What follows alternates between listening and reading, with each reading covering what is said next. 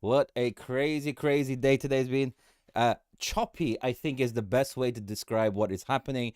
Are we up? Are we down? The Fed has already decided that they're not changing the rates. I mean, to be honest, we kind of knew that was going to be the case. To be honest, I wasn't expecting them to change it at all. It's going to be wait and see type of bull crap. But we're going to be watching it today to see what's going on. There are some key levels, key factors that we're looking at. Things are, ooh, they're lining up for something huge, guys. I'm being serious. It's actually lining up for something huge that seems to be coming in one way or another. Why? What's going on? What's this? What's happening here? All right, cool.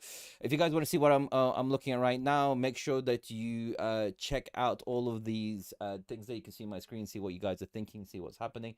But I will say this. Something, it's lining up. I'm telling you now, it's lining up for a big move. Right? Everything is coming into a complete comparison lineup right now, and it feels like there's going to be something huge happening, and I think everyone is waiting for this question and answer. It's going to be wild. By the way, guys, on the other side, can you hear me better now? I have changed a few settings, and let me know. The XY chart, please. Yes, of course. Jesus. Hey, hello, Christopher. Hello, Jesus. Hello, everyone. How's everyone doing? Is everyone 9 to 2 hold steady? This is gonna be funny. How are you doing today? Yeah, pretty on the edge, guys. It's I love how every single time there's a meeting, it's just like, wait, are we gonna survive this, guys? Are we gonna survive this? Please, someone tell me we're gonna survive this. I'm gonna give you some key levels where I think things can go up, down, left, and right. So you guys should definitely see what I'm showing. You can see them both here. Do I sound better for the guys on the other side?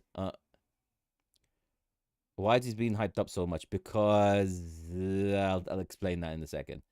50x short, 50x long at the same time. Yeah. Oh my God, you've been learning. You've been learning. I have taught you well. You cannot lose. Hello, Mr. T. How you doing? But now Trump will fire him again. No, they can't. There's no way he can. Crypto King One. This is your brother, Mr. Alvarez.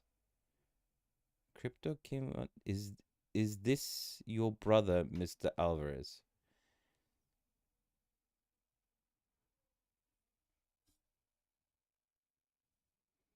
What? What? Anyway, yeah. Hey, thank you so much. I ain't good looking. Thank you so much. What are we doing right now? Where are we right now? All right, let's get started. Shall we set up the? Actually, let me just see where we are.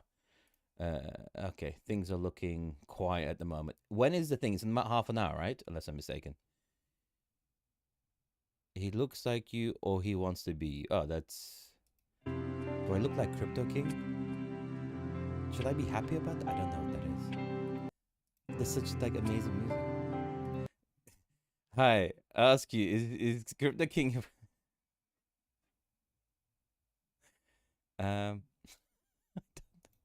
I don't know how to answer that question, man. I really don't know. I don't know how to answer that question. Um, I don't know Jerome and Donald looked pretty buddy in the last awkward meeting. That was the most awkward meeting you've ever described. Oh my God.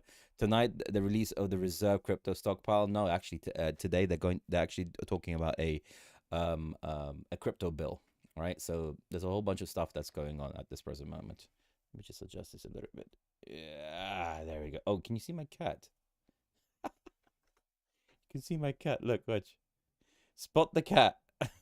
That's awesome. Okay, cool. All right, you can kind of see my cat there. Just chillaxing on the staircase. Anyway, that's cool. I'm a bit to the right now though. Is that the fat cat? Yep, there we go. All right, cool. Can you see him? Oh, he's gone. Oh, he's gone. Whatever. All right, good. Right. Where are we going? All right, now let's have. I'm going to put this. Do you believe that the 2 interest rate cut this year? I believe so. I think from in September there's definitely going to be a cut. I would be extremely surprised. Extremely surprised. Now, whether we get to a point where, all right, let me describe a few things very quickly, and let's see if that happens. We have about 15 minutes before the main man starts talking. But one second, let's get calm. That's the music on the that's the music on the FOMC website. So just doesn't. But I need to calm myself down. Expect the unexpected. Yeah. Anyway, look. Uh, Hi, buddy. Your prediction, which will be the explosion month? Next month, I would say that. I think running up to October, it's going to be huge. Now, where are we right now? At this present moment, we're in a very, very interesting position, right? Bollinger Bands are the tightest that they've ever been. That's what she said. Sorry, I haven't heard yet, but did the rate stay the same? Yeah, they stay the same. They're going to stay the same. There was no chance that they were going to change, right? There's a lot of things that are coming into an area of confluence where I'm expecting. There's going to be some mega moves coming in, right? If we look carefully, Bollinger Bands are at the tightest and the longest period of time. So however elongated and how close the range of the Bollinger Bands have only happened twice, right? It's only ever happened twice. One, it was a 24% move up. This is on Bitcoin, by the way. We're talking about Bitcoin numbers here, not like any other numbers. One was a 24% move up. The other one was an 18% move down, right? So it's only happened twice before. This is number 3, all right? We're at number 3 right now. If we look at key factors here, I'm leaning towards a dump and pump rather than a pump and dump, right? I kind of want it to be a dump and pump, to be honest, right? The other way around would be not great. But let me try and get this as quickly as possible. Where are we? Yeah, all right, 12 minutes. Now, if we look carefully, there is some crazy things going on, right? 24-hour volume is down massively. Open interest is down. Liquidations are down. And more importantly, the long to short ratio is wholeheartedly stuck towards the short. And on top of that, liquidations are leveling out to very, very small amount of numbers. I mean, that's 24 hours. Let's get to 24 hours. They're small. These are very, very small, right? So remember what happened last time. We have a tight trading range. Thank you very much. Very, very, very cool. All right. We have a tight trading range. We have a tight trading range. Did you see VOD executive say maybe no cuts until next? Yeah, but he can say whatever he wants to, right? I mean, they can say that kind of thing and they trade against it. Don't believe any of the crap that they say. So we have a tight trading range. We have a imbalancement in the trading. We have a whole bunch of factors, including volume, lower than normal. On top of that, we have liquidations that are at the lowest possible, right? And let me just, can you stop doing that, please? All right. And on top of that, look at some other interesting factors here, right? And on top of that, we have the liquidation bands, right?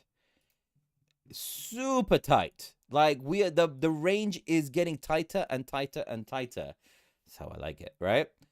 And that means that there's going to be some form of move.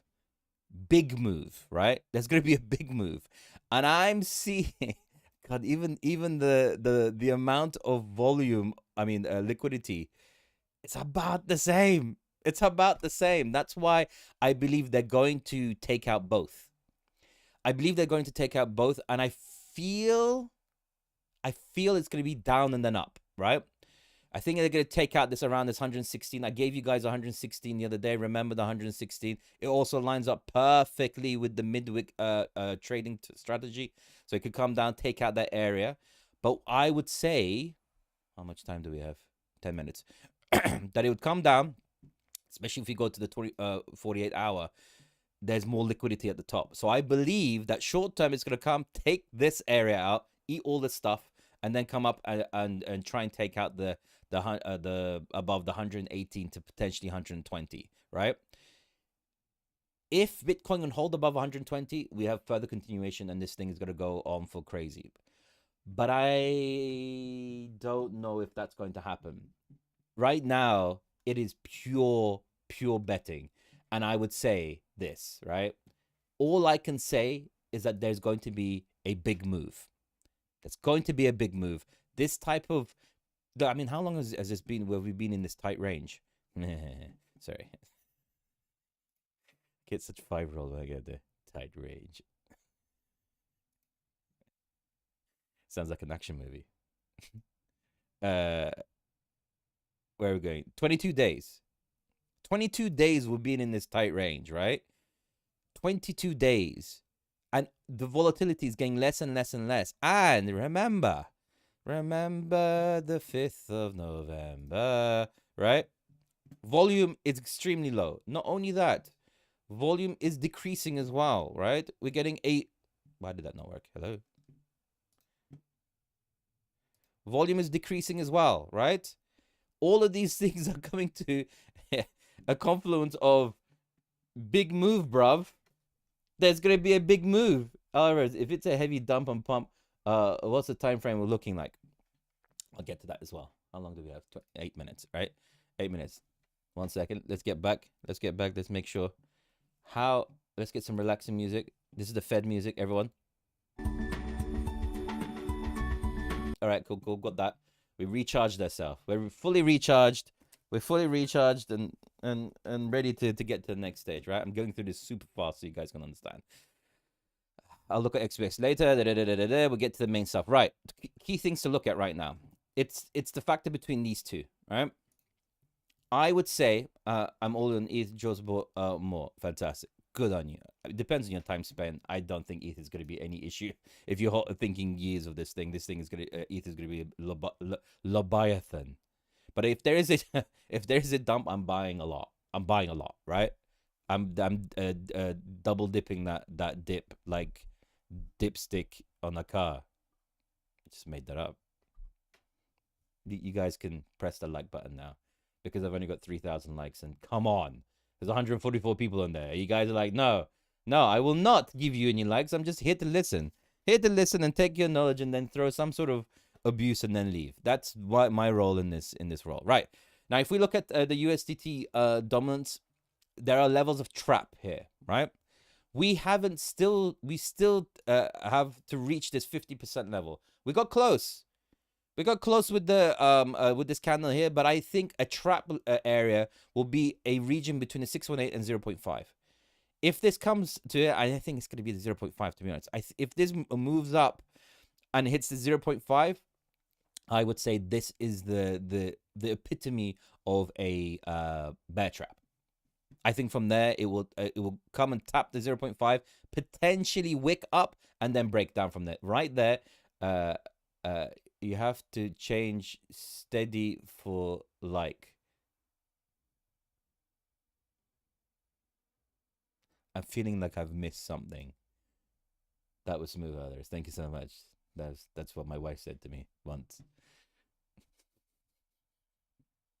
It was only once. And that's what I got in. I was like, that's smooth. Marry me. There we go. And then she got caught. You have to take every advantage, guys. Every advantage. Should I get out of my alt longs? All right, I'm gonna get to that. Where are we now? All right, 6 minutes. This could be the fake out area, right? This could be the bull trap here. Now, I'm gonna be very quick. I'll go to Bitcoin dominance. I'll get into this more in a deeper fashion. Again, here, 63% is extremely important. I think this could come and tap that area. But most importantly, the thing you need to understand is that if we start getting over the 63.8, like above the 786, and potentially even above the 64.5, this thing is going to take a long time, and alts are going to be hurting hard, right? They'll give you some real pain in this thing, but I don't think so. I have a feeling that this is going to come and most probably test out the 0.5 again, or potentially go to the 618 around the 63% level, and then come back down from there. Again, that will be a bear trap, right? Now, I want to also explain this. Two things can happen here. Two big things can happen. I'm trying to go through it very quickly. 5 more minutes. If we dip and rip, right? If we dip and rip, this anyway, if we dip and rip, right? Then this thing will most probably get towards the 135, and the bull market is starting to get to its later legs, and we start having to look at alt season moving very quickly. If this pumps and then dips, then we have to see lower levels. We have to see where it finds support. If it starts to find support below this run, this bit here, where are we? below where this run actually started. So around the 107 potentially, and it goes even below the 98, then this is going to be a elongated. No, he hasn't spoken. It's informant. It's going to be an elongated run. So, and this could potentially push into Q1 of next year, right? Be very understanding and cautious and know what is going on here. Big crash after it hits 130. We'll see. Well, I mean 130. If it does do that, I wouldn't say big crash, but I would say, yeah, I would say could be a potential return from there. All I will say, and this is the only tip I could potentially give you guys right now, is low ass leverage, man. That's all I'm gonna say to you guys, because anyone that says, "Oh, I predict this is gonna go up," right, is lying to you. Because I mean, that's what I said. I'm not lying to you, but you know what I mean. That shouts, "Oh, I was correct." There is I would say this: 60% dip and rip, 40% pump and dump. We're at that level right now. All I can tell you is that this type of squeeze that's happening is going to give an almighty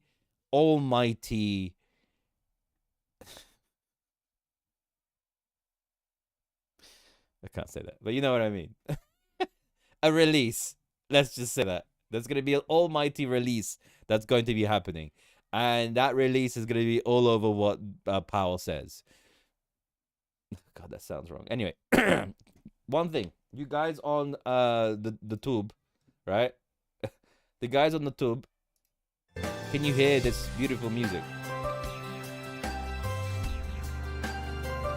Can you hear that music? It's hitting me hard. I'm really disappointed with the rate. He was not going to cut. There was no chance. I've said it many, many times. Can you guys hear it? Why is no one replying back to me? There's no one. Fiesta. What percentage X am I have a Bitcoin long 120x, prime long 15x. Oh my God. Okay. All right. You guys aren't going to listen to me. So do what you want. Guys, on not you beautiful ladies and gentlemen there, right? And were beasts or whatever you are. Can I get some likes, please? What is this? 9,000. No, he hasn't done anything. Honestly, only 10x trade. All right, fantastic. $10 is fine. In 1 minute. Can you guys hear what I just played? It's gonna be your loss if you don't listen. Can you hear this? Someone reply. Put comments underneath the video and stuff. Do something.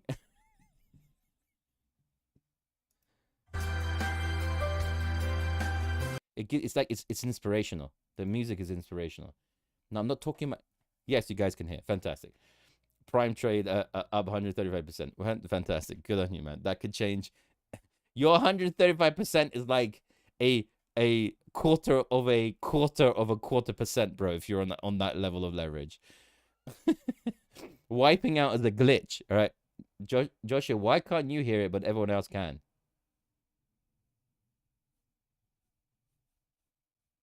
But okay, $10 all I can get some gas. Yeah, well, if you're on 135% X, if you're 135X, no way rates will be cut. All right, okay. Excited Stoic. I'm going to give you this amazing ability. Like, I think you might be correct that they're not going to cut the rates. I don't know how I know that. I'm not too sure, but I'm really thinking that there is this. You have this like foresight, that it's not going to be cut. I don't know where. I mean, does everyone else in the chat believe that? I don't know. Can everyone else hear the sort of the prime nature of Excited Stoic, thinking that there's not going to be a rate cut today? What do you guys believe? I remain squarely focused on achieving our dual mandate goals of maximum employment and stable prices for the benefit of the American people. Despite elevated uncertainty, the economy is in a solid position. The unemployment rate remains low, and the labor market is at or near maximum employment. Inflation has been running somewhat above our 2% longer run objective. In support of our goals, today the Federal Open Market Committee decided to leave our policy interest rate unchanged. We believe that the current stance of monetary policy leaves us well positioned to respond in a timely way to potential economic developments. I will have more to say about monetary policy after briefly reviewing economic developments. Recent indicators suggest that growth of economic activity has moderated. GDP rose at a 1.2% pace in the first half of this year, down from 2.5% last year. Although the increase in the second quarter was stronger at 3%, focusing on the first half of the year helps smooth through the volatility in the quarterly figures related to the unusual swings in net exports. The moderation in growth largely reflects a slowdown in consumer spending. Everyone is sweating right now. In contrast, business investment in equipment and intangibles picked up from last year's pace. Activity in the housing sector remains weak. In the labor market, conditions have remained solid. Payroll job gains averaged 150,000 per month over the past 3 months. The unemployment rate at 4.1% remains low and has stayed in a narrow range over the past year. Well done, man. Wage growth has continued to moderate while still outpacing inflation. Overall, a wide set of indicators suggests that conditions in the labor market are broadly in balance and consistent with maximum employment. Yeah, I mean, exactly. Inflation has eased significantly from its highs in mid-2022, but remains somewhat elevated relative to our 2% longer run goal. Estimates based on the Consumer Price Index and other data indicate that total PCE prices rose 2.5% over the 12 months ending in June, and that, excluding the volatile food and energy categories, core PCE prices rose 2.7%. These readings are little changed from the beginning of the year, although the underlying composition of price changes has shifted. Services inflation has continued to ease, while increased tariffs are pushing up prices in some categories of goods. Near-term measures of inflation expectations have moved up on balance over the course of this year on news about tariffs, as reflected in both market-based and survey-based measures. Beyond the next year or so, however, most measures of longer-term expectations remain consistent with our 2% inflation goal. Our monetary policy actions are guided by our dual mandate to promote maximum employment and stable prices for the American people. At today's meeting, the committee decided to maintain the target range for the federal funds rate at 4.25% to 4.5%, and to continue reducing the size of our balance sheet. We will continue to determine the appropriate stance of monetary policy based on the incoming data, the evolving outlook, and the balance of risks. Changes to government policies continue to evolve, and their effects on the economy remain uncertain. Higher tariffs have begun to show through more clearly to prices of some goods, but their overall effects on economic activity and inflation remain to be seen. A reasonable base case is that the effects on inflation could be short-lived, reflecting a one-time shift in the price level. But it is also possible that the inflationary effects could instead be more persistent, and that is a risk to be assessed and managed. Our obligation is to keep longer-term inflation expectations well anchored and to prevent a one-time increase in the price level from becoming an ongoing inflation problem. For the time being, we're well positioned to learn more about the likely course of the economy and the evolving balance of risks before adjusting our policy stance. We see our current policy stance as appropriate to guard against inflation risks. We're also attentive to risks on the employment side of our mandate. In coming months, we will receive a good amount of data that will help inform our assessment of the balance of risks and the appropriate setting of the federal funds rate. At this meeting, the committee continued its discussions as part of our 5-year review of our monetary policy framework. We focused on potential revisions to our statement on longer-run goals and monetary policy strategy, and are on track to wrap up any modifications by late summer. The Fed has been assigned 2 goals for monetary policy: maximum employment and stable prices. We remain committed to supporting maximum employment, bringing inflation sustainably to our 2% goal, and keeping longer-term inflation expectations well anchored. Our success in delivering on these goals matters to all Americans. We understand that our actions affect communities, families, and businesses across the country. Everything we do is in service to our public mission. We at the Fed will do everything we can to achieve our maximum employment and price stability goals. thank you. I look forward to your questions. All right. Thanks, Chair Powell. There's All a right. lot of lean in the markets, and not to mention out of the administration for a rate cut now in September. Is that expectation unrealistic at this point? So, as you know, today we decided to leave our policy rate where it's been, where I would characterize as modestly restrictive. Inflation is running a bit above 2%, as I mentioned, even excluding tariff effects. The labor market's solid, historically low unemployment. Financial conditions are accommodative, and the economy is not performing as though restrictive policy were holding it back inappropriately. Oh no. So it seems to me and to almost the whole committee that the economy is not performing as though restrictive policy is holding it back inappropriately, and modestly restrictive policy seems appropriate. That said, there's also downside risk to the labor market. In coming months, we'll receive a good amount of data that will help inform our assessment of the balance of risks and the appropriate setting of the federal funds rate. So just to follow up, by coming months, does that include the possibility you'll be getting essentially 2 rounds of jobs and inflation data between now and the September meeting?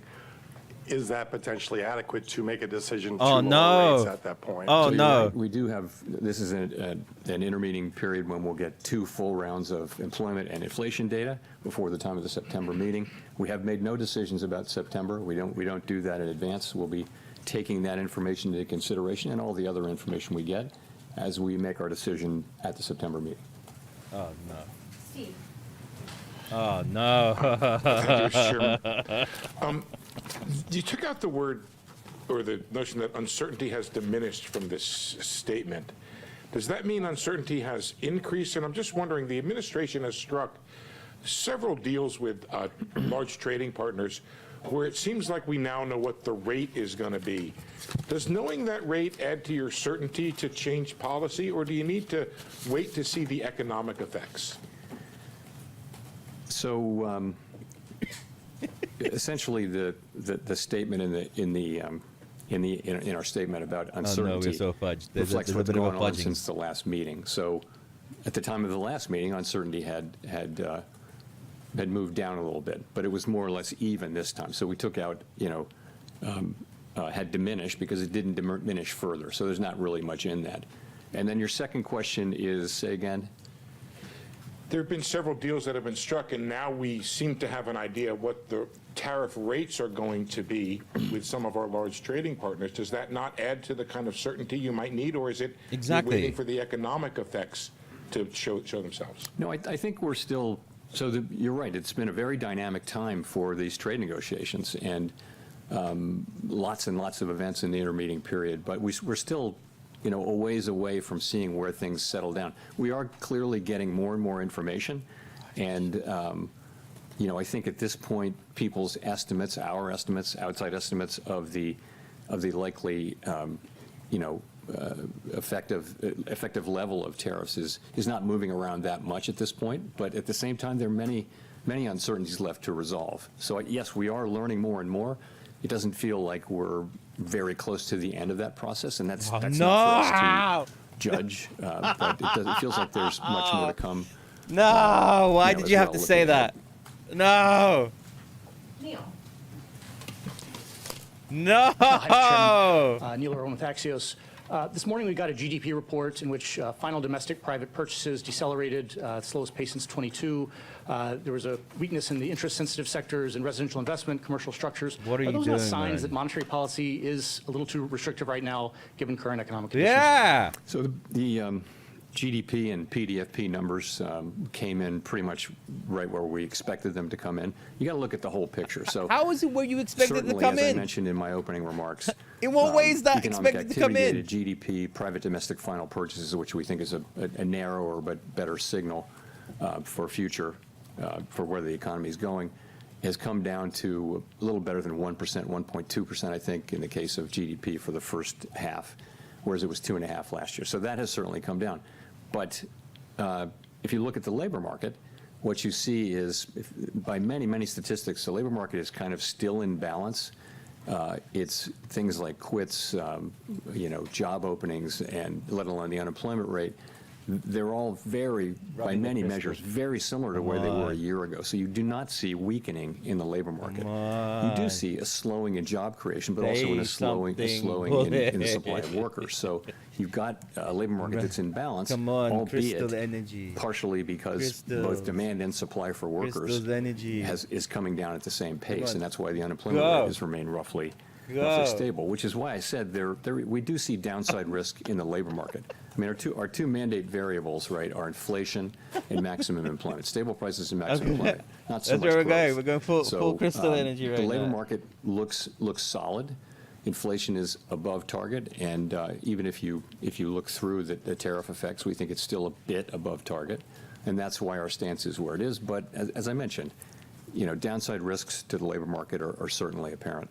So on labor, given the fluid labor supply situation, is there a number for this jobs report we get on Friday that would look to you like equilibrium job growth? The main number you have to look at now is the unemployment rate, because it's true that the demand for workers in the form of, let's call it, just say payroll jobs, that number has come down, but so has the break-even number, kind of in tandem. He's completely forgoing growth for as long as that puts the labor market in balance. The fact that it's getting into balance due to declines in both supply and demand, though, I think it is suggestive of downside risk. So we of course will be watching that carefully. Did he just punch the table?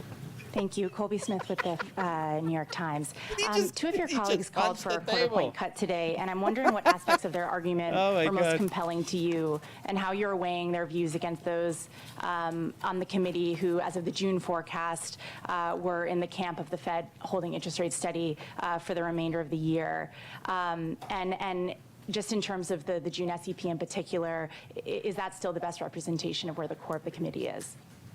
So on the dissents, what you want from everybody and also from a dissenter is a clear explanation of what your thinking is and what are the arguments you're making, and we had that today. So I think basically this was quite a good meeting all around the table where people were thought carefully about this and put their positions out there. As I mentioned, the sort of the majority of the committee was of the view that inflation's a bit above target, maximum employment is at target. That calls for modestly restrictive, in my way of thinking, modestly restrictive stance of policy for now. But we had two dissenters who I think, you want that clear thinking and expression of your thinking, and we certainly had that today. I think all around the table. I genuinely think he's doing this because Donald Trump humiliated him. That you're right. That's what it says, and that may well. I couldn't point to it 6 weeks later as expressing people's thought. You really can't do that. We don't run an SEP, and I don't like to substitute in my own estimate of what the SEP might be. We don't have one. So I'll just say that we haven't made any decisions about September, monitoring all the incoming data and asking ourselves whether the federal funds rate is in the right place. Make crypto great. And just on the point about policy being only modestly restrictive, does that mean that there's actually not much scope to reduce rates once the conditions for a cut are met, barring a significant weakening of the labor market? So let me say, my own estimate is modestly restrictive, and there are a range of views of what the neutral rate is at this moment for our economy, and so others may say it's more restrictive or less restrictive even. We're going to be, at some point, when we return to moving toward a more neutral stance, we'll be making that judgment as we go. I don't think we have a preset course. It's not so mechanical as saying, we've derived with great confidence the neutral rate and that is our destination, because really we understand that no one actually knows what the neutral rate is. We know it by its works.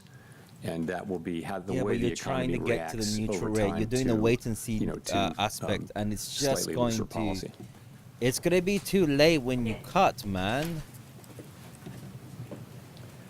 Nick Timmeros, The Wall Street Trump's Journal. going to tariff Powell.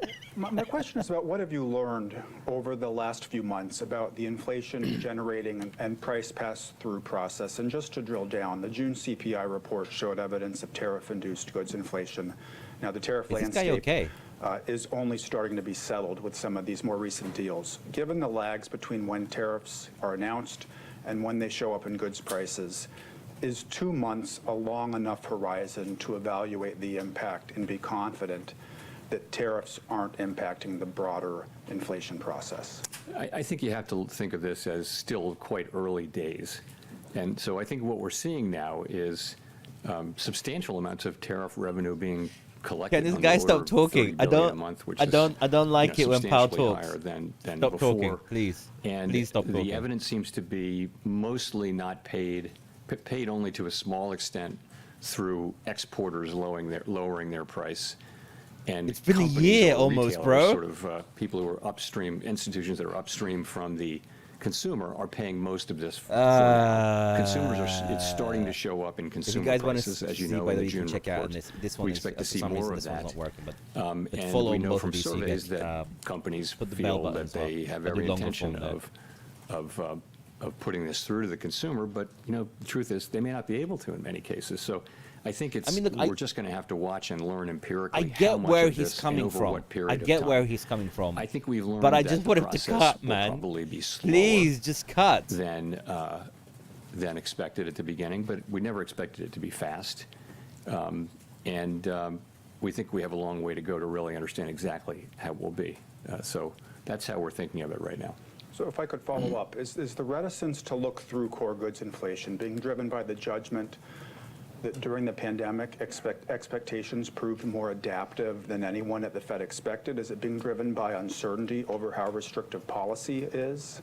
You could argue we are a bit looking through goods inflation by not raising rates. We haven't reacted to new inflation, but I mean, I wouldn't insist upon that. But I don't think, I think the base case, as I said, a reasonable base case is that these are one-time price effects. Of course, in the end, there will not be. This will not turn out to be inflation because we'll make sure that it's not. We will, through our tools, make sure that this does not move from being a one-time price increase to serious inflation. Am I understanding this guy properly? Efficiently, and that so means he's waiting. You want to do it. He's waiting for a price effect before he does anything. Maybe not getting inflation a price all the way effect that fixed, may and not come. That's inefficient. If you move because too tariffs late, are not you might really do unnecessary damage to yet. the labor market. So Donald Trump is just moving the bar all the time. And a big inflationary problem. What we're trying to do is accomplish that in a way that is efficient. But in the end, there should be no doubt that we will do what we need to do to keep inflation under control. Ideally, we do it efficiently. He's reactionary, not preemptive. That is so not good for them. Oh, my Lord, that's so dumb. Bloomberg Television and Radio. The one big bill, leaving aside the adjectives, do you expect it to add stimulus to the economy in 2026? And would that be an argument for remaining on hold or cutting back on the number of rate cuts you would expect for next year? So, of course, let me just ritual disclaimer that we don't express any judgments or anything on fiscal legislation or other legislation for that matter. Please. But I would say when you think that, the biggest part of the bill was making permanent existing law on taxes, I don't think we see it as particularly stimulative. There should be some stimulative effect, but it shouldn't be significant over the next couple of years. And to follow up, what do you, well, that was a good answer. In terms of that was a very good answer. President, so let me ask it this way. Do you have concerns about the cost of keeping rates elevated for longer in terms of interest rate charges? Yeah, no, that's, we have a mandate, and that's maximum employment and price stability. And it is, it's not something we do to He's really annoyed at Trump. The cost to the government. Yeah, this is that he's annoyed. Oh man, the goal variables. He's annoyed at Trump. Use the tools they've given us to achieve those goals, and that's what we do. Man. We don't consider the fiscal needs of the federal man. No advanced economy central bank does that. Do you hear what he said? And it wouldn't be good for. I don't care if the government is paying more money. I don't care. Or for the credibility of U.S. fiscal policy. So it's just not something I don't care. we take into consideration. He is definitely making Donald Trump look bad. He's trying to make him look very bad. Hi, Victoria Guida with Politico. When it comes to the renovations of the Federal Reserve's headquarters that the administration has been looking into, do you see their interest in that issue as being directly tied to the president's push to get you to lower interest rates? Not for me to say. I will say we had a nice visit with the What with the a president. question! It was an honor to host him. It's not something that happens very often at the Federal What a Reserve to have the question! president come over, let alone to visit a building. But it was a good visit. Are there any aspects of the project that they've raised that you see as making you reconsider any aspects of the project? So, this project was hatched and conceived almost a decade ago now, and we went through the very long process of clearing it through historic preservation at the National Capital Planning Commission, and a lot of back and forth there. Never in his life would Powell ever expect to be in the position that he was in that. On that work, and I was quite pleased to have the president say multiple times that what he really wanted to see was us getting this construction completed as soon as possible. That is our focus, and that's what we're going to do. Who doesn't like the drama? Come on. Who doesn't like the drama? I love that question. Thanks, Mr. Chairman. Andrew Ackerman with the Washington Post. What message do you take from the fact that inflation hit 2.1% last September and has bounced higher since? Why do you think financial conditions are restrictive and a neutral rate's below 4% when inflation has stopped falling for almost a year? Exactly. So inflation, when you talk about these 12-month inflation measures, you're always battling residual seasonality. So we'll have, for example, 2 months of high inflation sometimes early in the year, and then inflation turns lower, and a lot of that may just be an artifact. So that's why we look at the 12-month numbers. I think inflation is most of the way back to 2%. There are things like the catch-up inflation. So, for example, all the insurance costs that are they're only now going through inflation, but they actually reflect inflationary pressures from 2-3 years ago. So that's got to go through. In addition, now we have 3 or 4 tenths of inflation in core inflation from tariffs. So, and we can't really separate that out. We're not going to have a separate kind of inflation that isn't the tariffs. We're always going to be dealing with all of inflation. But the composition, as I mentioned, has really changed. He is all about the tariffs. The last couple of years, basically it was all saying about services inflation, which was being very sticky. Now services inflation is coming down nicely. Goods inflation was well behaved before, and now goods inflation is going up. So the story has really changed. Oh That's my partially God! Because of tariffs. It's also partially because we had restrictive policy in place, and he's full blown blaming Donald Trump. Of that full blown gradually work its way through. He's full blown. He was like, we were good, bruv, and then tariffs came. Are you comfortable BLS can continue performing their mission effectively if they take an 8% reduction in headcount and authorized spending as the administration has proposed? I'm not going to comment on the administration's proposal. I do think, as I've said, I think that more questions like this, please. We're getting I want the more data questions that like we this. need to do our jobs, and I think it's really important that good data helps not just the Fed, it helps the government, but it also helps the private sector. People in the economy, they use this data a lot too, so it's quite important for our economy and certainly for the Fed's work and other government agencies' work that we continue to get better at data. That's what we've been doing for 100 years. We've been getting better and better and better. It's very hard to accurately capture in real time the output of a $20+ trillion economy. And the United States has been a leader in that for 100 years, and we really need to continue that, in my view. Edward. Thank you, Mr. Chairman. Edward Lawrence from Fox Business. How concerned are you with the data that we're coming in, showing no significant upward trend in inflation over the past 6 months, that the wait-and-see approach for inflation is actually giving companies cover to raise prices? What a question. How concerned am I that? Oh, what a question! The wait-and-see approach is The giving. wait-and-see who is this man? For cutting rates. Who is You're this waiting man? to see if the tariffs will affect inflation. So it's a wait-and-see approach. Well, so where policy is restrictive. When we start cutting, it will go toward neutral. Okay, this delay, though, where you're saying there's a one-time price increase for tariffs, which possibly could lead into bigger inflation or more inflation. Is that giving companies cover, though, to raise prices? Well, what may be giving, it's not our policy stance, what may be giving some companies will certainly be taking advantage of the fact of the tariffs and all of the discussion of how they're going to, companies will raise prices when and as they can. And you saw it famously in the first administration of President Trump.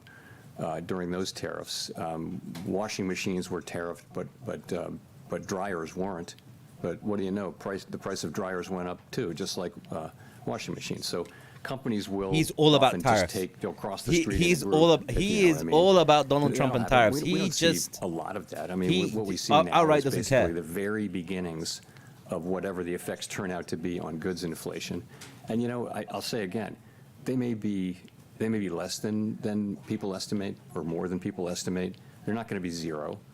Consumers will pay some of this. Yeah, it's personal. Businesses will pay some of this. 100% this is Retailers personal. will pay some of this.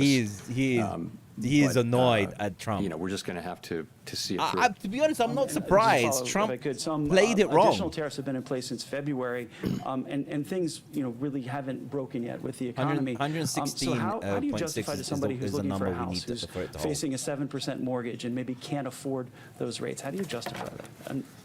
Well, so the housing is a special case, right? We don't set mortgage rates at the Fed, right? We set an overnight rate, and the rates that go into mortgages are longer term rates, like Treasury rates. It might be 30-year rates, it might be shorter than that, but it's not the overnight Fed's rate. It's not that we don't have any effect. We do have an effect, but we're not the main effect. There are other things going on in the housing sector, and one of those is just there's kind of a long-term housing shortage that we have. We haven't built enough housing. This is not something the Fed can help with, and that'll be the case even after things I have never come across. So I've never come across. I think the best thing that we can do It's all for Trump's housing fault. is to have All 2% Trump's fault. inflation and maximum employment, and that's what we can contribute to housing. There are lots of other jobs to do for the private sector and Congress, but that's All what we're Trump's trying to fault. get to. He's and done we've made everything. a lot of progress toward that. He needs we to have build a more very good housing labor now. market right now. Inflation, we were very close to 2%. We're seeing some goods inflation move us away, but so far not very far away. Chris. Hi, Chair Powell. Thank you. Well, can you give us a little more about what kind of economic data does the Fed need to see before you'll be ready to cut? I mean, do you need inflation good. I like this back question. nearly to target? Are there other things in the pricing that you look for?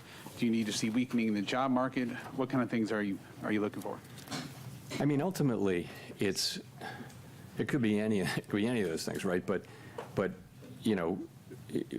if you saw that the risks to the two goals were moving into balance, if they were fully in balance, that would imply that you should move toward a more neutral stance of policy. This is the special situation we're in, which is we have two-sided risk to both of our goals. When we paused, inflation was above target and the labor market was pretty good. So that was a time when policy was restrictive when we He's paused. basically to be saying restrictive stop the tariffs. is to be supporting a Stop the return to tariffs our and I'll inflation cut. target, right? So That's what as he's the saying. two targets get back into balance, you would think It's you'd a move power play in a between way Donald closer to Trump and neutral. him. And that the next steps that we take are likely to be in that And I direction. don't want people to hate What me will right take, now. It'll just I'm it'll be kind the of totality of the evidence. As I mentioned, there's trying to quite a lot of data understand what coming he's in, saying. which before the next meeting, will it be dispositive of that? It's really hard to say. He's We gonna don't talk. make Yeah, those it's not gonna work, decisions man. and Like right talking like now, that so to this guy, we'll have to where see. he has no power Well, I to guess just in get rid terms of of him. is pretty inflation, though, impossible. for example, like Just some calm people yourself. would point to if it remains only in goods and Okay. it doesn't bleed over to services, then maybe that's evidence that the tariff effect is going to be a temporary one-time thing. Is that kind Whoa. of thing affect your thinking, or do you just need Please to see explain the to us, number I'll come explain it. down I think closer to 2? Oh my We'll God. look at Calm everything. yourself, man. It's Calm yourself. as all I right? mentioned, a pretty reasonable Don't- base case Hey. is Hey. that this will be a one-time price increase, and in the end, we'll make sure that that's the case. We're just trying to do that efficiently. And efficiently means getting the timing right, so we don't again, if we cut rates too soon, It's maybe we didn't it's finish the bearish job with sentiment. inflation. I mean, it's There's hawkish. History I don't is know if that's dotted with bearish or not. examples of That's that. what we'll see. If you cut too late, then maybe you're doing unnecessary damage to the labor market. So we're trying to get that timing right, and that's effectively what we're doing. Claire. Claire Jones, Financial Times. Just a English. question on the dollar. We've seen it decline quite heavily this year. I was wondering if there's been any discussion about that at the meetings and how, to what degree that may be complicating your attempts to get inflation back to target. Thank you. So this goes back to the division of labor between the Fed and the Treasury, as you, I'm sure, know. And the Treasury only speaks to the dollar. It's not something that's been a topic of major discussion at all at the Fed. I wouldn't say it doesn't come up. If the transcripts, when they come out in a few years, they'll probably reflect some mentions of the dollar, but it would never be a major focus.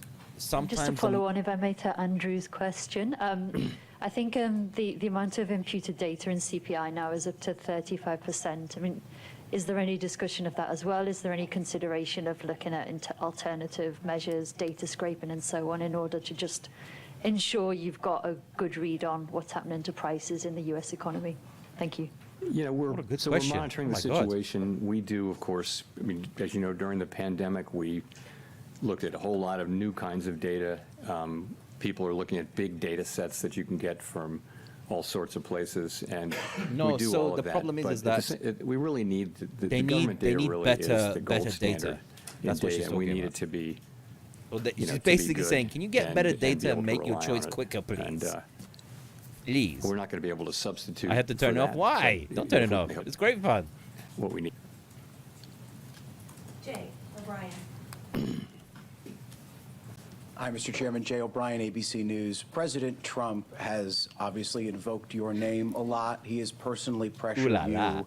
Are you concerned the way that conduct might impact the Fed's independence going forward?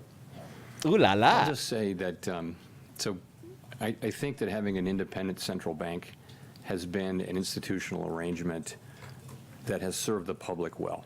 And as long as it serves the public well, it should continue and be respected. If it didn't serve the public well, then it wouldn't be something that we should just automatically defend. But what it gives us, and other central banks, what it gives you is the ability to make these very challenging decisions that in ways that are focused on the data and the evolving outlook, the balance of risks, and all the things we talk about, and not political factors. And so Eli, I don't want to say all over the advanced I said it, and someone got angry at me.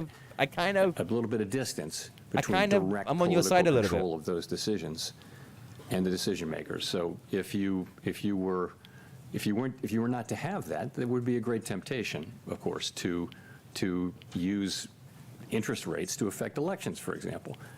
And that's something that we don't want to do. So I think that's pretty widely understood. Certainly it is in Congress. And I think it's very important. I'll just say that. Maria Eloisa. Ooh. Meow. Here, swipe. From Bloomberg Meow, News. swipe. You mentioned a slowdown in consumer spending, and I wanted to see if you could walk us through what was the discussion with the committee around that. We've seen delinquency rates rising for upper income households. How do you see that evolving in the next few months, and how much of a vulnerability that is for the economy going forward? Geoeconomy, I love the way she said Consumer spending had been very, very strong for the last couple of years, and had As he dropped the rate. repeatedly No, forecasters, not just us, No, you had are way been forecasting it would slow That down. was like an hour ago, bro. And now maybe it finally has. It's at the same so level. I would say, If you guys want to watch one of them, you can check either of these ones. if you the talk chat here isn't working to for some credit reason, card but here companies, it for is. example, they will tell you that the Free-falling. consumer's in No. solid shape, and that spending is at a healthy level. It's not growing rapidly, but it's at a healthy level, and delinquencies are not a problem. You mentioned high-end delinquencies. I don't know what to make of that. I read the same thing, but so generally, and if you look at the banks, and when the banks talk about in their earnings calls, the performance of credit has been good. Nice So and steady. essentially, you have a Nice. consumer that's in Nice good and shape steady. and is spending, not at a rapid rate. Smooth. Not touching the sides. It's true, and it was, again, right in line with what we expected, the GDP data that we got this week. So Eli, I think it's don't- still please, I a don't little want bit to- I don't difficult want to to agree with you. interpret because you have these massive swings in net exports, which may also be affecting, Wagner, that's some of hilarious. that can be affected looks by like he can affect sold consumer everything spending as before well. he did this. Look, it's one of the data points that we pay most careful attention to, and there's no question that it's slowed. And we're watching it closely, but we also watch the labor market and the performance of inflation. Those are our two variables that we're assigned to maximize. And just to follow up on what my colleagues were asking about this sense, Governor Waller said that the labor market is on edge, and he was pointing to weaknesses on the private sector. I was wondering, you've said that the main number to look at is the unemployment number overall, but what was the discussion about the state of the private jobs market? So I'm not going to talk about any individual's, any individual's comments. I wouldn't do that. But look, I think what we know is that private sector job creation, it's not certainly necessarily, in the last man. report, we'll see It's not necessarily on Friday, the case. had come down a bit. And I literally take said it the, before this started, that we have to be careful QCW for bear traps. Adjustment, seriously, it may be even lower, maybe close to zero. But the unemployment rate was still low. So what that's telling you is that demand for workers is slowing, but so is the supply. So it's in balance, oddly enough. You've got a very low unemployment rate, and it's kind of been there for a year as job creation has moved down. But also we know that because of immigration policy, really, the flow into our labor forces is just a great deal slower, and those two things have slowed. It's not. I wouldn't say more or it's less bearish in tandem. news. I think if you look at things like I mentioned, quits. Look at wages. Wages are gradually cooling. The calming hand to Trump's craziness. Vacancies to unemployment. This is the problem. Those things have been pretty stable they haven't really moved a lot in a full year. This is the problem. So I think if you take the totality of the labor market data, you've got a solid labor and market. inflation down. But that's I think his you job, have to see right? that there are downside and when you have risks. a It's person not, that is, you don't see weakening in the labor market, but yo-yoing around all the time, I think you've got downside risks and doing, in a world there's going to be a major unemployment's being announcement held 2 down weeks because from now. both demand and supply are declining. Do you know what I mean? He has to be the person that has to hold the line, unfortunately. Nancy. Hi, Chair Powell. Nancy Marshall-Genzer with Marketplace. One more question on the lack of unanimity in today's decision, the 2 dissents. Unfortunately. Was there talk during the meeting? I know you're not going to talk about exactly what individuals said, because, but in general, was there talk during the meeting hawkish. of cutting rates, and what was the case against that at the meeting? Sure. So we have an economic go around where people talk about the economy, and then that's yesterday, and then today we have a monetary policy go around all the way around the table. Everyone gives if there was their no views. tariffs, the rates would have been cut by now. The discussion around policy Guaranteed.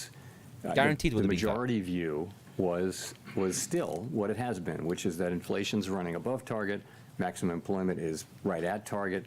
That means policy should be a little bit restrictive, somewhat restrictive, because we want inflation to move all the way back to its target. So that's where people have been and still are. 2 of our members felt that the time had come to cut, and that for the reasons that they're going to express. I won't tell you the reasons. They'll issue some kind of a thing in the next day or so. But that's the story, and I would say they issue a thing, well brother. argued, very thoughtfully argued all around the table, good arguments, and it's a situation they issue where a thing, man. unusual situation. The economy is in good shape, but it's an unusual situation where you have risks to both your employment mandate and your inflation mandate. That's the nature of a supply shock, and it's probably not surprising that there would be differences and different perspectives on that, as well as different views of where the neutral rate is, so that different views of how tight policy is. So we have those. I will say what you hope is that people, explain their positions very thoughtfully and clearly, and we absolutely had that today, all the way around the table. I would call it one of the better meetings I can recall from that standpoint.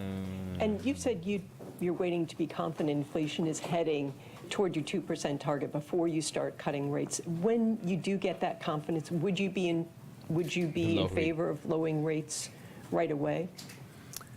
It's not quite the way I would put it. I said that's why we think policy should be restrictive, is because inflation is above target.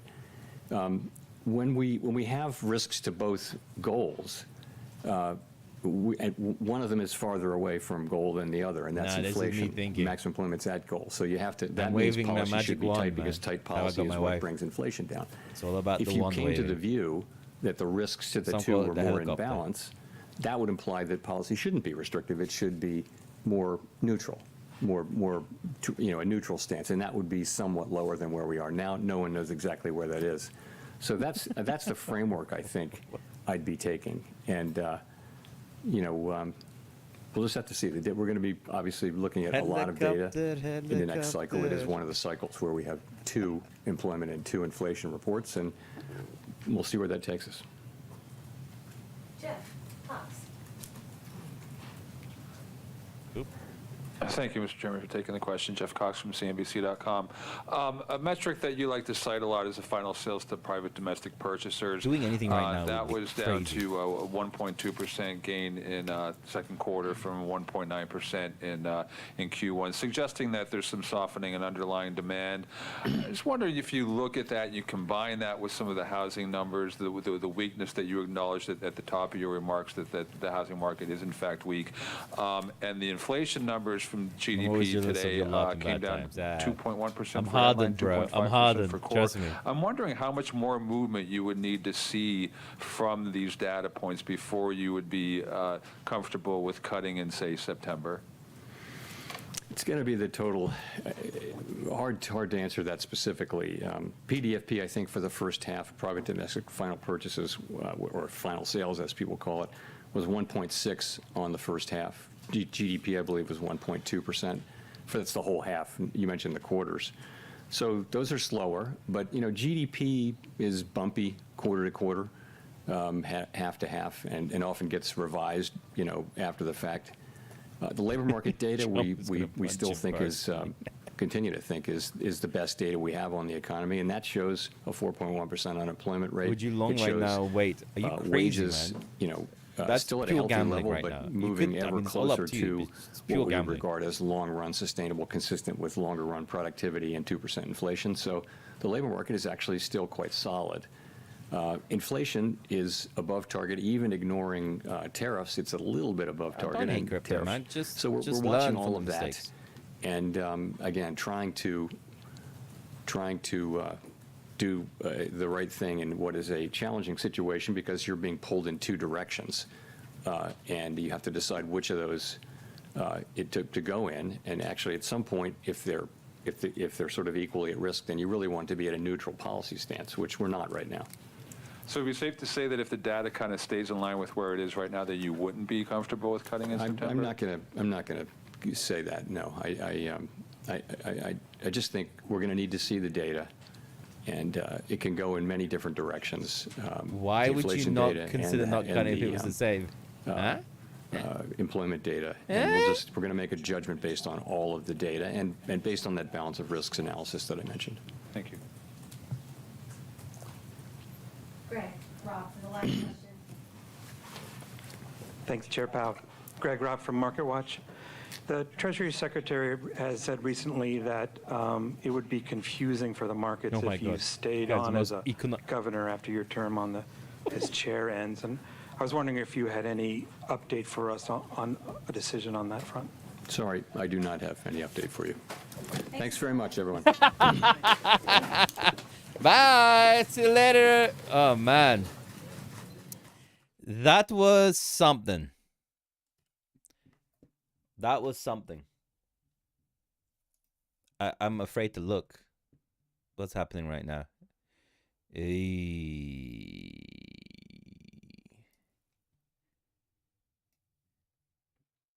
I mean, we are exactly at the point I said.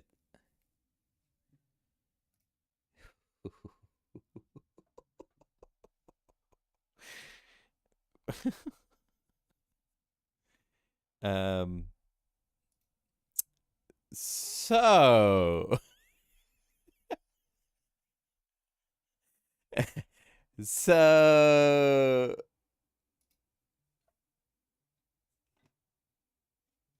what now? What now? How do we play that?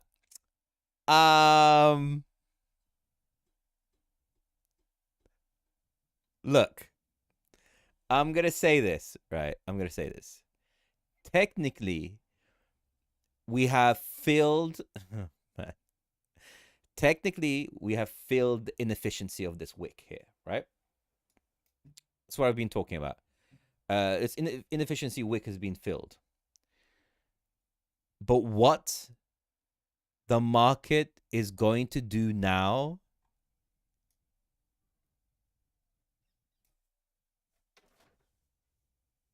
is where I can say. Because that was a hawkish, that was a really hawkish Fed meeting. He's basically saying he's full ultimatum mode for Donald Trump. Full ultimatum. He's like, bruh, stop tariffs and I'll cut. See, this is the issue. I was talking to my professor the other day, right? Yep, he's declared war. I was talking to my professor, and he said to me something really interesting, and I told you guys last time. He said to me that the issue that Powell has, and I agree with him. He's like, tariffs are not really set yet. Nothing is set. So how can Powell do economic policy, right, when that aspect isn't set? And it is quite interesting, man. I said that this week would be down.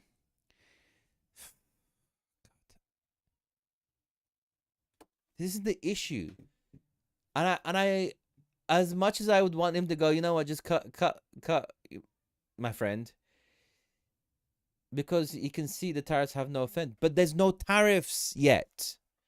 The tariffs are not really set.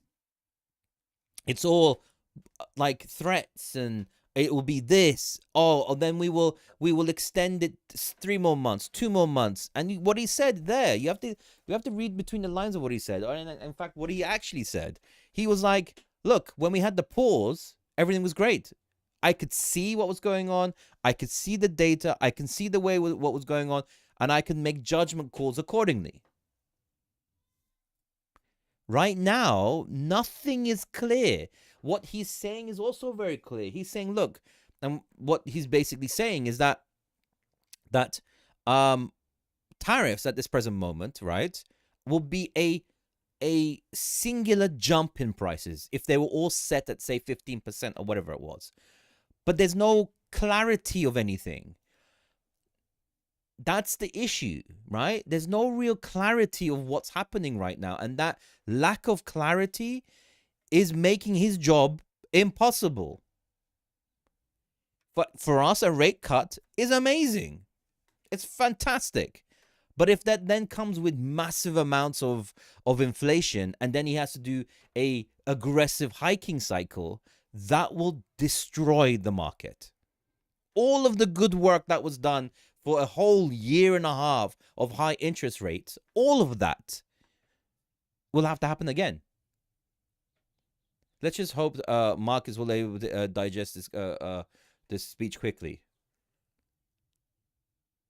I honestly, right now,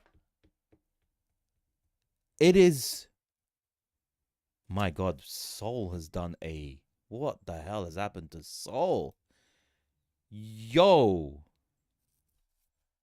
Although we have a short on hype, so anyone who's in the pro group who's taken that short is very happy. All right, is very, very happy.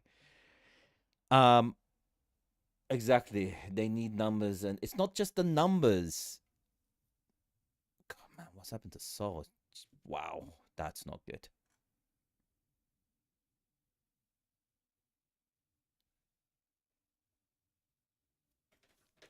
This is the problem we face right now. Right now, the problem we face is lack of clear. Look, this is the thing. This is one thing I want to say, right? If Trump, literally, if Trump was like 50% tariffs, no matter what, it's set, let's wait 6 months. Then Powell would be up to say, okay, look, this is going to happen. This much inflation is going to happen. We're going to do this around this, according to this data, that. This will be a cutting cycle. But the problem is, how do you make a See, look, this is the thing I want to explain. Also, I want everyone to really understand this. What the Fed does only affects 6 months down the line. So the positive effects of what we're feeling right now is what the Fed did 6 months ago. So what we're feeling right now, like the good positive data and jobs looking pretty good, is all the work and the lack of inflation, all the work of what was done 6 months ago.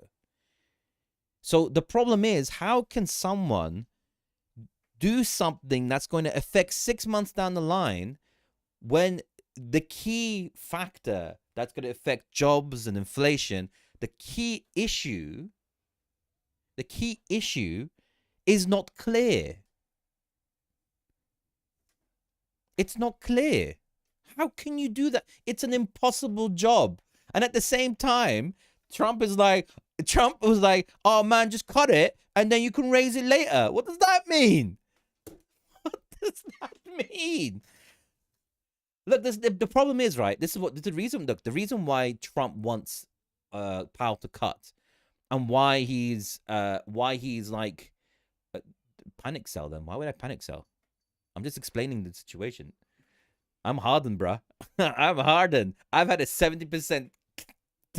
I've had a Bitcoin lose 70% of value and then go up by 400%. I'm hardened. This doesn't touch me at all. Whatever. What's this 3% move? 2% move?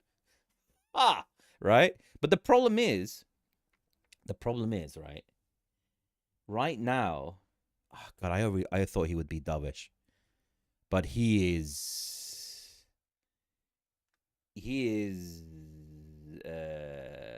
I'm talking around. Oh, right, okay. It's so hard.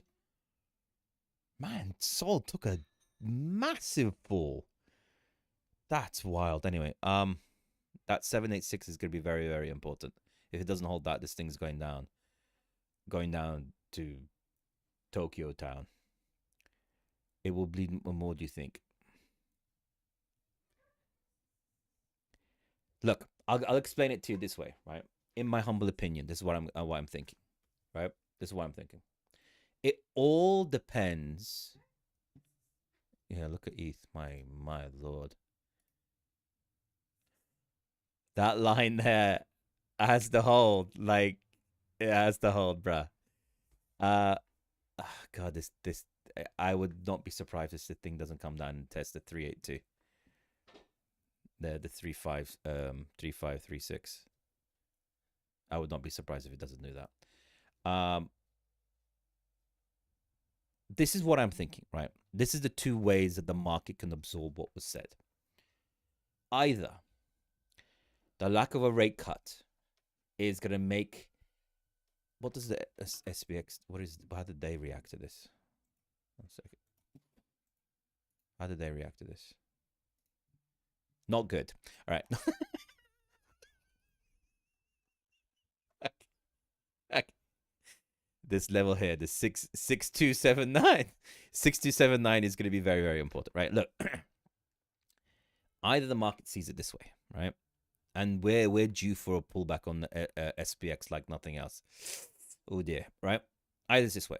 Either they see it that the rate cut is not looking like it's going to be soon, so they will readjust the valuation of, say, things like the SPX and all that type of stuff, because liquidity is not going to be coming into this market anytime soon.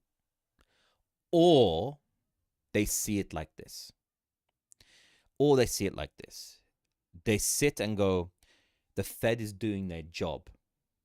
And that what they're doing with their job is to look after the economy, and that right now is bullish, because he will do whatever it takes to make the economy stable and strong.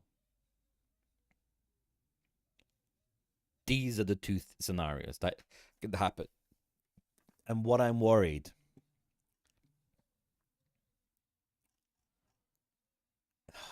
man, it's so hard to read this right now. I mean, technically, Bitcoin is holding the range, right? it's technically within range. I mean, I wouldn't call that let's just call that a range. Let's call that. It's technically within range. What shall we do? Ultimately, I'm going to say this, right? Ultimately, I'm going to say this. It depends if you're leveraged or not. That's the question. Okay. If you're in a heavily leveraged position, I said I would be very, very careful.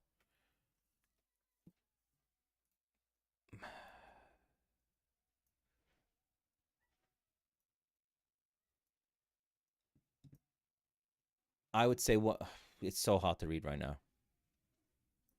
Because I don't want to say something and then you guys react accordingly. That's why I'm trying to be careful. That's why I'm trying to be very, very careful. Technically, it's taken out the 116,000 liquidity there. Now, what I believe, this is what could happen. This is what could really could be happening. We could see it possibly go down a little bit more, like clean out all of that, and then have an aggressive pullback up and clean out the 108 around the 118, and then dump down.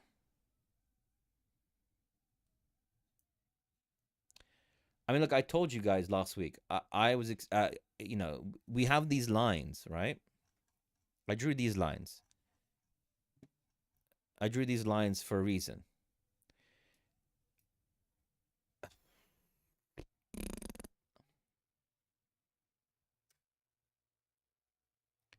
All right. Let's okay. All right. Let's look at this with a steady mind and steady hands, right? Steady minds and steady hands, right? Right now, doing anything would, in my opinion, be slightly foolish. The reason why I'm saying that is because we really don't know how the market is going to absorb this, and that's only going to be tomorrow. I will say that I would be highly surprised if this SPX doesn't come down to the 6279. That's a major level of support, right? Major level of support. That there will be the decision point for everything. Right there will be decision. If that holds and bounce, everything else is going to bounce. Institutions are in control crypto. There's tempered institutions slow growth. Yeah, but the thing is, market makers are there to make money, man. They're there to make money. So this dip here is going to cause everyone to sell. And it's them selling. And then they will push it back up again. I mean, not to say that Bitcoin has market. I mean, it kind of does. But they're real people. I mean, ETH is holding. ETH is holding. Ugh, others will look a bit iffy.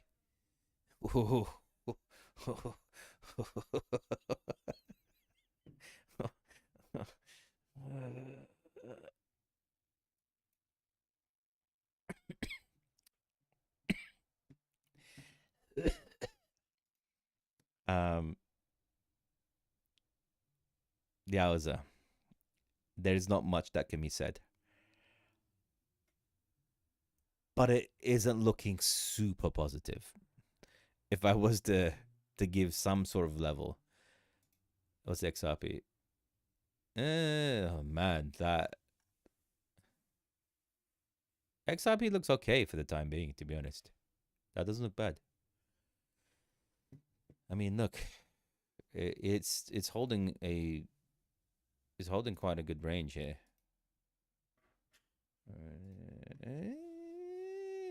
Is it? Is it really holding a good range? Am I talking bullcrap? 1 second. Let's see. Is that holding? Let's see that. Yeah, I mean, yeah.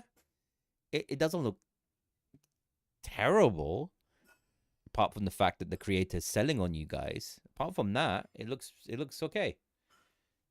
I mean, the guy is just full blown clipping $174 million clips from you guys, but go for it, bruv. Yeah, 118, a lot of liquidity above 118. All good, bro. This is barely considered a dip. Yeah, no, but markets ain't open, bruv.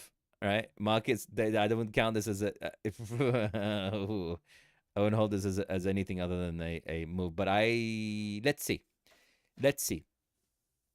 Right now, we can't be sure of how the market is going to take this, because he's being responsible, and what he's saying is true. It's true. It's not like what he's saying is ridiculous. There is a level of truth there. So I'm going to hold by my thesis, right? I'm going to hold by my thesis. We've come and taken out the liquidity at the 116. Yeah, taking that out. So right now, crypto been crashing all week. I mean, I wouldn't say crashing all week, but okay, let's do this, right? Liquidity has been taken out on the bottom. Has it taken it out? Yeah. Damn. Right? It's taken out the liquidity at the bottom. Look, we have it here. Liquidity has been taken. There's still some liquidity, but I would say these are long orders. Yeah. These are orders to long if it goes down to here. So there is a potential that it could go down to 114 as well. Possibly to 114.7. Like all these things here are all long orders. So we could potentially come down, eat into that, and then take out all of these Majusi levels of I mean, up to around 119, 118 is possible. All right. It looks like we're going on the dip and rip, and then decision time.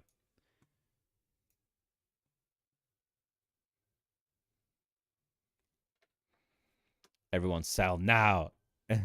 It's crashing. Oh. Bitcoin is moving slightly up. There was 100% expected. 116 was definitely expected. Look, these people who control this market are there for liquidity, right?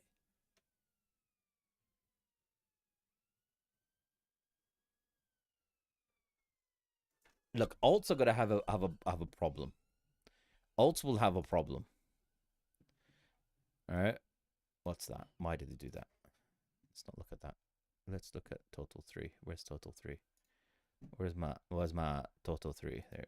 Oop, there you go. Oh man. All of this is looking it's looking a bit scary, bruv. Now, it's quite simple. The 958 needs to hold.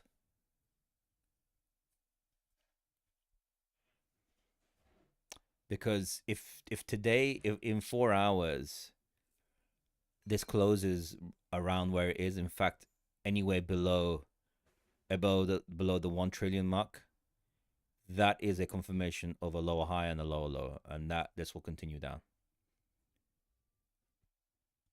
Shall we sell or what? I can't. I'm not here to tell you that. I can't tell you that. That's not my place to tell you. It's never my place to tell you that. I'm just giving you. I think I'm going back to enjoy my holiday.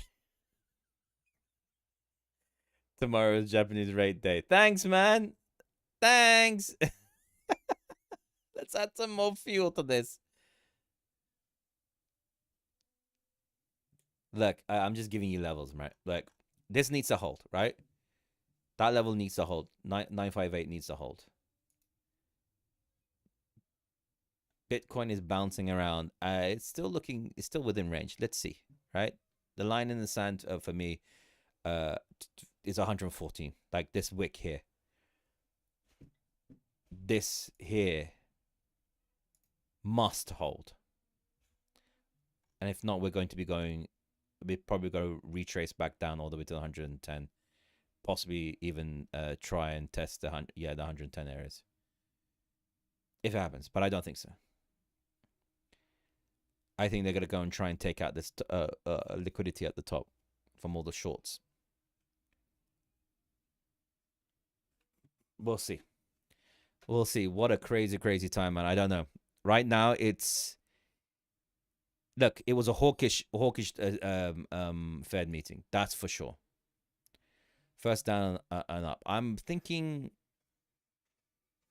Look, there's liquidity here. There's liquidity around here for sure, right? And that liquidity is going to be ripe for to be taking. Let me look at something.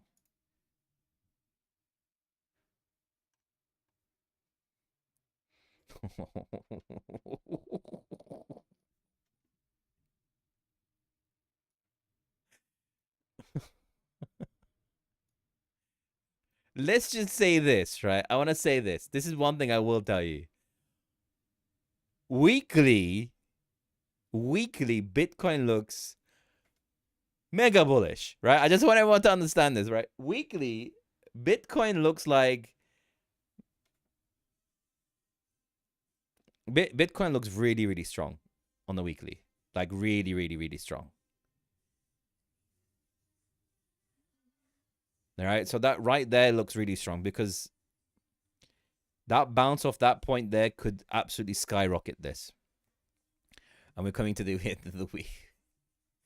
And we have 2 more pieces of information to come and wreck our lives. Actually, 3. Japanese unemployment, non-farm job creation. Unbelievable. That's where we are. Look. That's why I would say weekly we look strong. Short term, the market needs to really absorb this. I don't know what's going to be happening, but the 114 could potentially be tapped today. Bro, we cooked. No, I still think long term that we're going to be it's going to be very, very bullish. Bitcoin looks super bullish. I'm leaning into what my understanding, but that looks super bullish, man. Like we're talking a couple of more.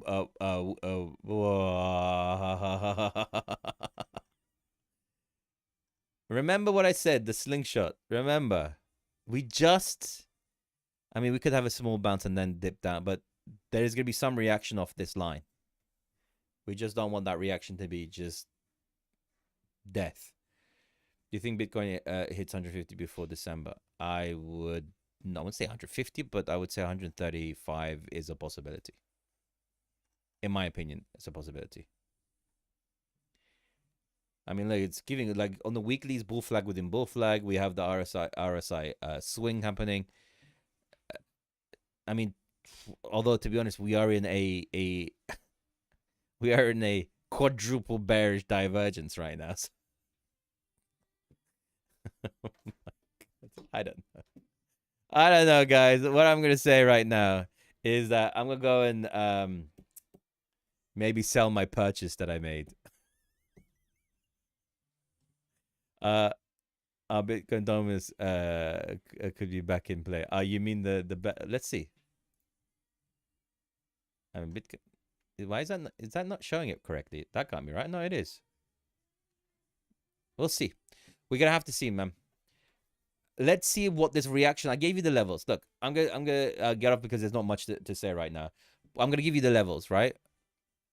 Right here, I would expect some sort of reaction around the 450 level. That 450 level is extremely important, and that if a reaction happens from there, a rejection from there, this is a full-blown bear trap, right? Full-blown, and that would be an area that I'll be entering. Right now, I'm gonna have to see how the market absorbs this, because it was hawkish AF. He's basically saying, we are not doing nothing until these tariffs are set in stone.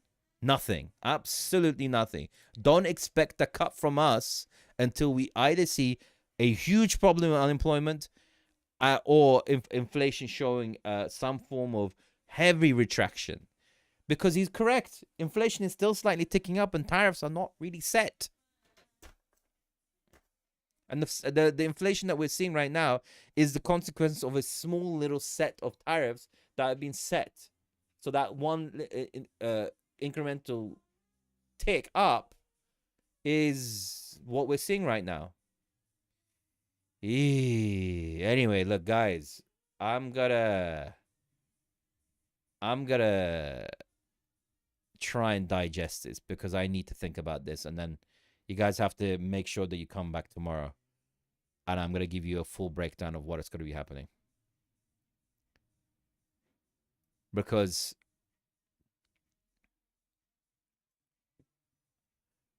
where you go have a not that I just need to absorb. You know how it goes, man. I need to absorb this and then come back with a game plan of what's going to happen, what I think is going to move, and what's going to move forward. Because technically, right now, everything looks okay. It doesn't look terrible. This is like initial reactions. There's not much happening. What's the 4 hour look like? I mean, what am I doing here? Like the trend line is holding. The 21-day EMA is holding. We look relatively okay. Watch that. But I think this test of the 6279 is definitely gonna happen. Look, guys, I'm gonna go and digest what the hell has just happened right now. That was not what I was expecting, and I think what a lot of people weren't expecting. And it looks like this could be potentially somewhat elongated. But what I will say about that, right, and I want everyone to understand that, remember, the more it goes to the right, the higher this goes up. Unless it goes down, obviously. But let's not talk about that. We'll get to that level once we get to the key levels. Given the key levels, it looks like Bitcoin is recovering back into range again. This looks still it's completely within range. Nothing looks terrible right now, and it's still within the tight level of the Bollinger. I'm gonna leave it like this. I feel that this thing is gonna dip and then rip and take out all that lovely juicy liquidity at the top, and then that will be decision point. Whether that goes down and goes absolutely, destruction to oblivion is another matter. But this is all I'm going to say to you guys. I'm going to say, look, be careful. Don't be hasty. Don't be hasty. Don't make emotional decisions. Make decisions within key levels and factors that you see here. You have the video. You have what I'm showing. Look at those. Make your decisions carefully to what you see and what you understand on the market, not what people are screaming and shouting and this and the other. Make sure you do what you feel is not, and you see with what you're seeing in the technical data, because ETH looks like it's recovering perfectly right now. All right? Careful where the day closes. The day candle closing right now is ultimately the most important thing. It's come and tap the 3692, which I suggested last time, and it looks like it's rejecting from it. Just be careful. Make sure. Do you believe in something? What do you mean, do I believe in? Oh, that's the new coin that's come out, isn't it? Do you believe in something? God, everyone is talking about that coin at the moment. I don't know what's happening. I don't know what's happening, but it's crazy that people are, it's like this new saying, do you believe in something? And it's like this ETH coin that's going everywhere. Anyway, whatever. Cool. All right, guys. I'll catch you guys later. I'm going to love you and leave you.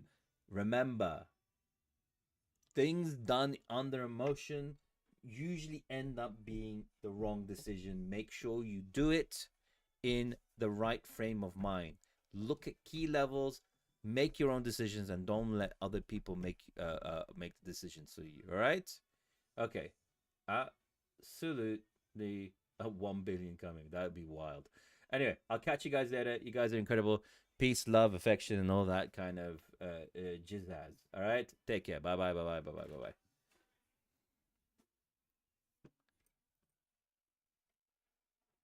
All right, you guys as well. Relax, careful, make sure you know